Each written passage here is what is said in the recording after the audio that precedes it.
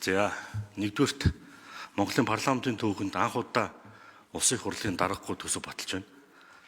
Үүний шалтгаан бол Монгол Ардын нам төсвийн хилцүүлгийн 56 хоног хоорондын ямбитал зодтолсны үр дүнд улсын их хурлын дэд дарга төсөв баталж байгаа. Тэгээ би бүрдэж даргад баяр хүргэмээр байгаа. Та энэ хугацаанд улсын төсвийг 30 гаруй хоногт нь хоёр хуваагдаас болгоод гацаацсан хилцэхгүй, хилцүүлгүүд нь явуулдаггүй ийм бойкот хийсэн байх үед та жашмыг барьж амжилтаа энэ төсвийг хилцүүлэг дуусч байна. Танд баяр хүргэе. Танд баяр хүрмээр. Ер нь бол цаашдаа наад эндэр дээр чинь арц намын хүн байх юм бол бас нэгдүгээр их хурлыг гой харагдуулаад хоёрдугаарт бас ийм зарчимтай удирдах юм байна. Та нарын хуваагдлаас чинь болоод төсөв үндсэндээ 56 хоног гатсан. Та нар нэг монголчуудад хайртайдаа голын хоёр ирэг дээр гарчаад би энэргөө чулуу шидэв шүү дээ. Ирэх мэдлээ бодоцсон баггүй. Төсвийн 122 их найдын үнэлгээтэй төрийн өмчт компани болон төрийн хөрөнгийг хэн хяналтгүйгээр удирдах вэ гэдэг эрхээ болоцолцсон. Та нар нэг монголчууд хайртайдаа ингэж хийгээгүй. Ер нь бол гартаа бензин барьчихад гал унтраа гэж байдгүй юм шүү дээ. Худлаа хайр зарлаад ам ангахаараа монголчуудын эрх хэшгээрээд бодит байдлаараа төсөөрөө барьцаж хоёр тийшээ хуваагдаад өнөөдөр энэ төсөв чинь арц намынхаа авч гарч байгаа шүү. Улсын их хурл үндсэн хуулийн зөрчилд орохгүй байх энэ боломжийг арц намынхаа өнөөдөр бий болгож өгч байгаа шүү. Тэгэхгүй тэгэл нэг сонин улс төрчин мэдгэлүүд хийгээл ээл шивлэн урлаа хийгээл та нар сүүлийн 10 жил ирэх барьж байгаа шүү. 2016 оноос хойш та нарын зарцуулсан мөнгө 197 их найд төгрөг байгаа. Бараг 200 их найд. Зөвхөн 2024, 2025, 2026 3 хоног харьцуулах юм бол та нар 100 их найд төгрөг арын сал урсгасан. Та нарын гайхаад байгаа намынхан чинь. Та нар нэг л намынхан шүү дээ.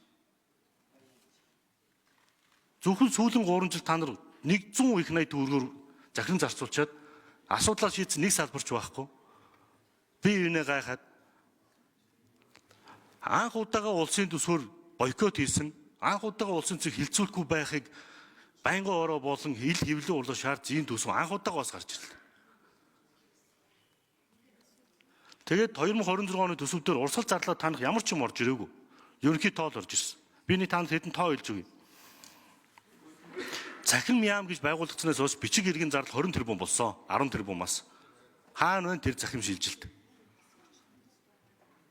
Улсын төсвөө санхүүждэг 480 байгууллага, 480 орчим байгууллага 2016 та нарыг ирэх авахд 950 тэрбум төгрөгийн урсгал зардалтай байсан бол өнөөдөр 4.5 их найд болсон. Зөвхөн сүүлийн 3 жилд төсөвт өртөө нэмэгдүүлсэн өртөгч 2 их найдаа нэмэгдэж байгаа. Зөвхөн 2026 оны төсөв дээр анхны төсвөөсөө 805 тэрбумаар нэмэгдэж байгаа. Үүний цаана авилгал байгаа. Яхаараа зөвхөн сүүлийн 3 жилд 2 их найд орчим нэмэгддээ. Сүүлийн 10 жилд 1069 шиг та нар сургууль цэцлэн боловсролын салбарт гэж хөтөлбөрт одоо барилга байшин барьсан. Энэ чинь 2.8 их найдаас 3.4 их найд 600 тэрбумаар нэмэгдсэн. Төрийн үйлчлэгний барилга гэж 750 тэрбум нэмэгдсэн. Зөвхөн Орхон аймгийн бусдаар гүйцэтгүүлсэн арга хэмжээ 900 сая төгрөгнөөс 12 тэрбумаас нэмэгдсэн. Хамгийн багадаа 214 нэмэгдсэн. Тэгээ энэ хугацаанд та нар л ирэх байсан шүү дээ. Та нар л энэ хугацаанд бүх хөрөнгийг өрн тараа хийсэн шүү дээ. Та нарын сая төсөв гачааж исэн 56 хоногт эмч багшны нийгмийн асуудал болон цаашдаа төрийн бүх албан багшийн нийгмийн асуудлыг шийдэх хилцээрэх боломжтой хугацаасан баггүй. Санаатай.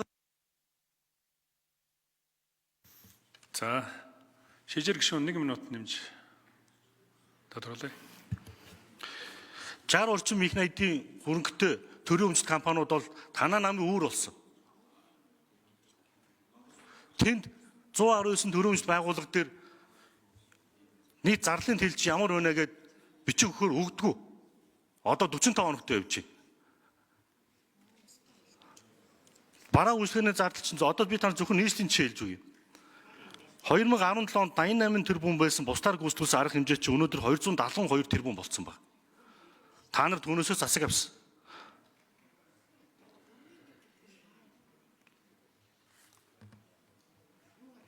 Орхон аймгийн байр ашиглалтын зардал 303 сая төгрөгөөс өнөөдөр 1.4 болсон. Зөвхөн эд тогшил засвар нь 337 саяас 3.5 тэрбум болсон. Зөвхөн Орхон аймгийн жишээ. Ингэж та нар гарын салаар урсгасан баггүй юу? Төсөө данхаалгаал байсан. Урсгал зарлаа нэмэл байсан. Хөрөнгө оруулалтын зардал огт байхгүй.